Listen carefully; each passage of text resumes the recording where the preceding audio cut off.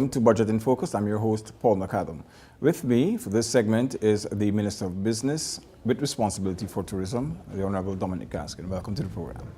Thank you, Paul. First of all, we want to go into your reaction to Budget 2018 and some of the measures contained as regards to your sectors. What was your initial reaction when you saw what was contained within? As I said in my presentation today, I think the budget is a good-natured budget. It certainly is not a budget that imposes any undue burdens on anyone. And it's a generally people-friendly budget. The measures that you mentioned, I also find them to be people-friendly again. And when I say people, we're talking about the ordinary Guyanese. I think a lot of the measures are, if you examine them, the beneficiaries are the ordinary person, so they're not, as I said, they're not fat cat measures. And they're not measures that impose any undue hardship. Most of them are actually measures that ease some sort of burden and make things easier for the for the recipient of or for the person that is targeted by the measure, and that is a little different from last year's budget. Mm-hmm. Now, with regards to business specifically, are you satisfied with the allocations that have been made towards your sector specifically with regards to attracting new business and potential investors? I know you spoke about some of the expectations of Go Invest and some of the projections, for example, that you made. I don't know if you can mention some of the areas you're looking to attract potential investors to, but are you happy with going forward with what has been put in the budget to get that done? Yes, I mean, to be honest, no one is ever completely satisfied with with their allocation, because all of us would have requested more and have gotten, after the minister would have, rationalized the whole, the totality of the requests and then come up with a budget that sort of reflects the priorities of the country and the priorities of the government. We have what we have. It is what it is. I myself am certainly not dissatisfied, because our ministry, our budget this year is $2.1 billion, up from around $1.7 billion last year. So we're actually enjoying approximately 25% increase on last year's budget. So I have nothing to complain about. Is it adequate to do the work that we need to be doing next year? Yes, the answer is yes. It allows us to continue on our program. We are working with a 5-year strategic plan, and it allows us to continue to roll out that plan. It also allows the agencies themselves, the individual agencies, to continue with their work plans, and from that aspect, it is adequate. Okay. Now, you spoke of, for example, say Go Invest, the different moves to attract investors in certain areas. Can you touch on that? If you can give us an idea of what specific areas we want to get people in Guyana involved in or out of the country involved in? Well, the priority sectors are agriculture, tourism, forestry, value-added sectors in general, agro-processing. Those are the priority sectors that we are looking to attract investments towards. But having said that, as I had cause to say earlier in the year, a lot of the work done by Go Invest is facilitation rather than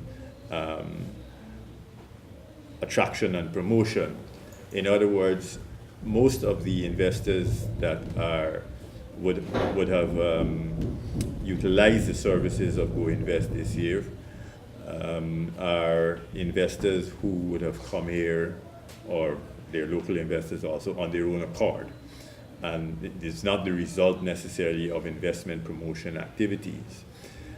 I would also say that the work of investment promotion bears long-term results. It's not something that you not overnight. You go to an event today and tomorrow. You're signing investment agreements. But we did attend a business conference last June in New York, and coming out of that conference, or at that conference, we had discussions with some people in the BPO sector, and they were interested in Guyana as a BPO destination. And we followed up with them, and in June of this year, we organized a BPO event where about 6 companies who were carefully screened, and serious companies, seriously in search of new BPO services for new projects, they came down here, and we had interactions with the local service providers, and I believe out of that may come some new investments in the sector. Existing players, but expansions to accommodate new clients. So, like I said, those are things that evolve slowly. We're still not there as yet. I don't think that anything has happened. But when you screen the persons that you target and the companies that you target, and you ensure that they fit certain profiles, and that they have interest also in what we want to offer, it makes it a little more certain, because you're not dealing with it's not cold calling. You're not just out there handing out business cards. Which before to deal, err on the side of caution. Be cautious going forward to make sure that you're certain if it does come on board that these people are serious.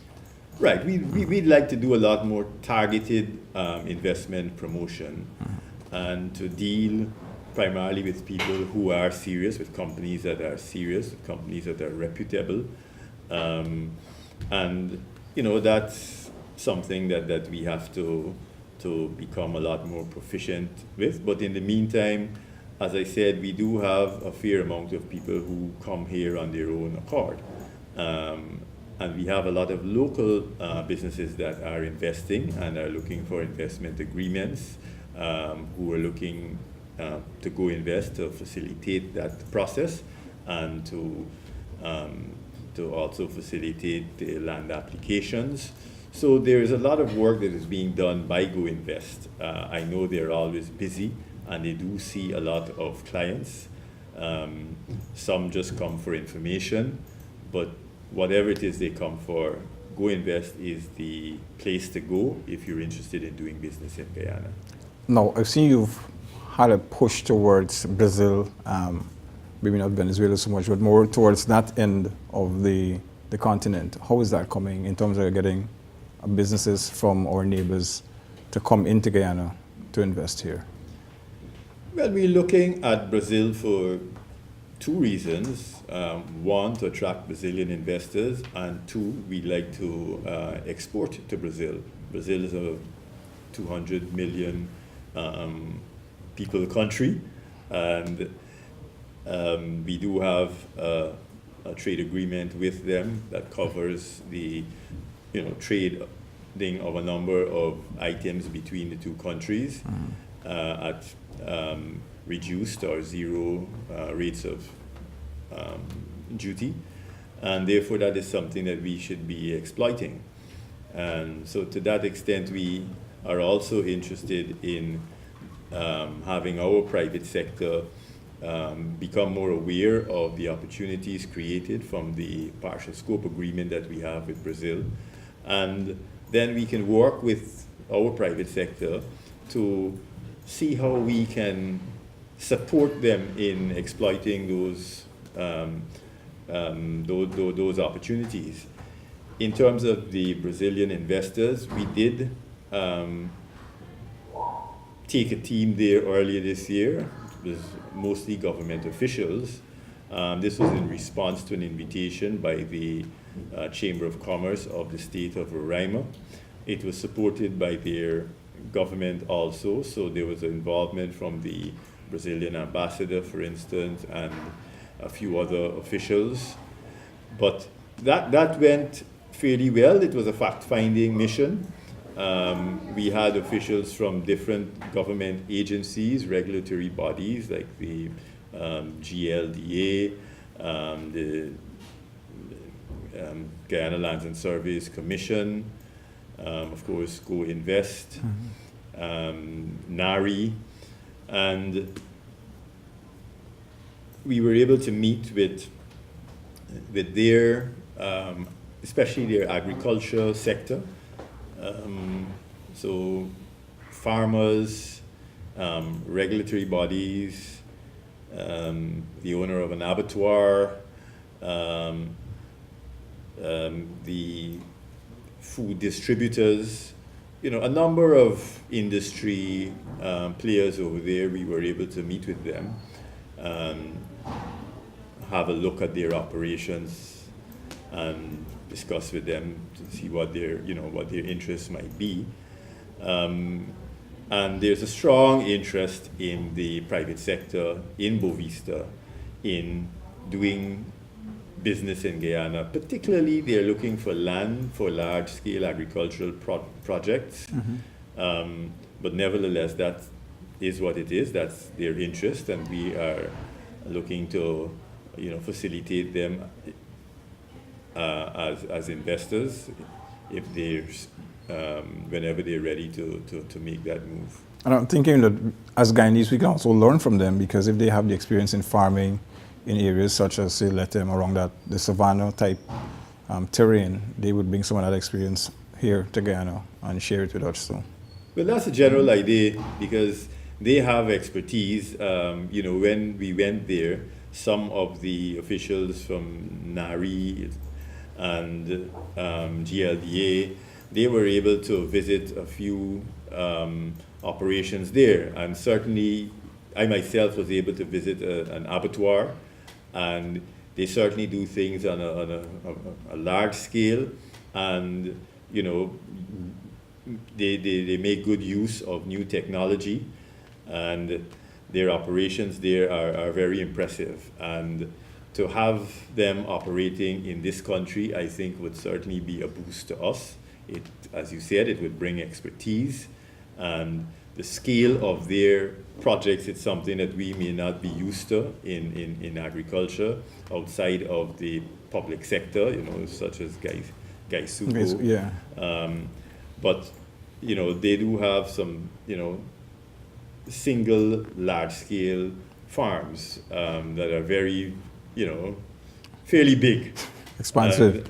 Yes, yeah. and operating those, on that scale requires a lot of discipline, a lot of, a strong business focus. You must know what you're doing. You must have your projections right. You must have data to help you, make certain decisions. Of course, your potential markets too must be, sought and all of that. Industrial estates. I noticed there's funding to improve some of the industrial estates. We have one in Lethem, I think. I know you paid a visit there. How is that going in terms of local investors? Are they keen on the idea of moving to these estates to get probably the breaks and tax breaks they're looking to do? And well, that's a new estate. Mm-hmm. It's a project that's been ongoing now for about 3 years.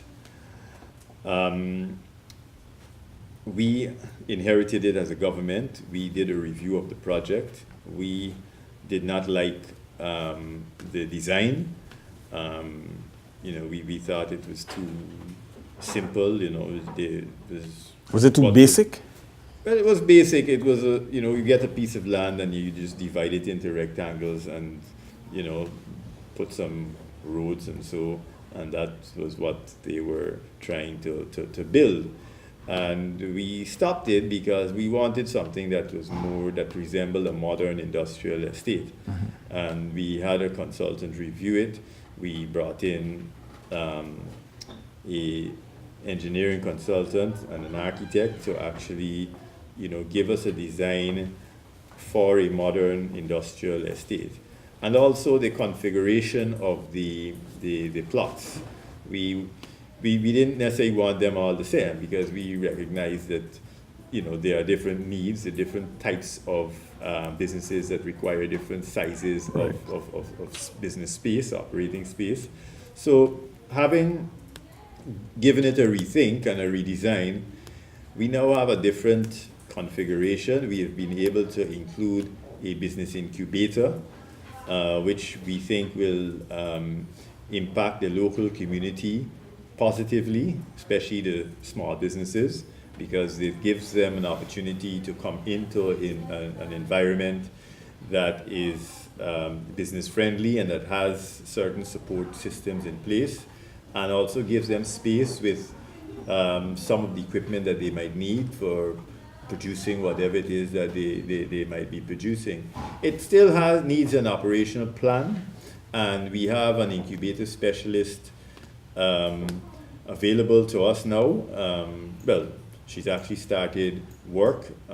This is a volunteer from CUSO. And so through that assistance, we are able to develop the program a little better, rather than try something in-house, to have somebody who is a specialist in the field develop the program for us is something that we'd be very happy about. The rest of the industrial estate, we have, as I said, changed it up a bit, and what we're looking at is having 4 large tenants, what we call anchor tenants. So these would be bigger lots for bigger companies, and the idea being that if you can attract large companies onto the estate, then that creates opportunities for some smaller companies also. So we still need to develop a plan for that estate. We've advertised for a consultant to do a prospectus and give us the rentals that we need to be asking, and the whole business plan for the estate. It's not something that we have the in-house skills to do, and if we can get someone professional to develop that for us, I think it will put us on a more solid footing. Okay. Tourism, your other portfolio. I know you've been pushing to have tourism seen as a major money earner in terms of probably foreign exchange. You cited the examples of several Caribbean territories that rely solely on tourism, and they're doing quite well despite all the challenges. What do you see the potential for Guyana? How does Guyana's potential stack up in terms of that? Well, we have the product. We have a hinterland, a vast hinterland that is unexplored, undeveloped, fairly pristine, and a natural environment with numerous animal and plant species, and it's something that we need to realize some value out of. We know we have a lot of biodiversity that is of interest to scientific researchers. We know we have an abundance of bird species that is of interest to borders. We have, I'm told, some very good sports fishing locations that, of course, is of interest to sports fishers. And there are a lot of other nature-based activities that are extremely attractive to people who like that sort of thing. And Guyana itself is attractive to people who are interested in nature tourism. But we have not been able to sell Guyana, we have not been able to fully develop the product and market it and put the necessary infrastructure in place and increase airlift to Guyana, make the travel to the interior more economical or more affordable. All these things still have to be developed. It takes time. It's a very young industry for us. And we are new to this industry also. We simply do not have the industry expertise. We have people who have been associated with the industry for a long time, but in terms of having persons who have that international expertise, who understand the market, not in Guyana, but the international market, and who know how to navigate within the international tourism organizations and events and know how they operate and speak the language of the international tourism industry. I think those are the persons we need to attract to help us with our industry down here. But that I was a little disappointed this morning because I got caught, my time elapsed before I could have gotten to my tourism during presentation. Tourism part of the presentation. So I was unable to speak on budget 2018 and our plans for the sector. Okay. Well, we're almost at an end for this segment. So I just wonder if you could give me a quick wrap up going forward for 2018. What do you see for business and tourism, if you want to add that in too? Yeah, well, there's a lot happening in 2018, some of which was referenced in my presentation. In terms of tourism, we have a draft national tourism policy that we want to, it's in its final stages, but we want to actually get that adopted as a national policy next year, so that that can be our guide moving forward.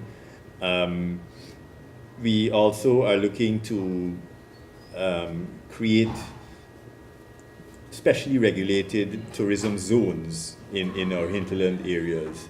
These would be operated along the lines of the protected areas where you have an area that is demarcated. It would be smaller, of course, but this is an area for tourism, and it is regulated, like I said, so that there certain guidelines as to how you operate in these areas, what sort of activities are allowable, etc. But we think that would attract investors into the industry and into the hinterland areas. We're also looking to expand our community-based tourism projects. Yes, we want to, little by little, build those community-based operations. Let them handle more of the operations. If we can do 5 to 10 a year, that is, have a small eco-lodge set up and create some activities and maybe clear some nature trails. If we can do, like I said, 5 to 10 of those a year, spread them around the country, by 2025, we could have a very well-connected, a network of eco-lodges throughout Guyana and eco-trails. And, then we would have some activities to offer. Of course, all of this means that we would also have to ensure that we get more tourists into the area. And I think we have enough visitors to the coast that we can work with to ensure that, for every 1,000 visitors or for every for every 100 visitors to the coast, we get one of them going into the interior. Spending some of that foreign exchange. Yeah, spend some of that money there because there's big money in tourism, and the community-based models ensures that we retain as much as possible. You know, we don't want big resorts, you know, where the tourist goes in and they don't come out because everything is there, and it's owned by some foreign company. So, you know, as a country, we don't get as much out of it. That's not the model that we want. We want sustainable, tourism, nature-based tourism, and that's what we want to promote. And we know that the hinterland is where our tourism product lies, and that is what we want to promote. All right. Well, thank you for your time, and good luck with the rest of the debates. Thank you. All right. Hope you got You'll be watching Budget in Focus. Thank you.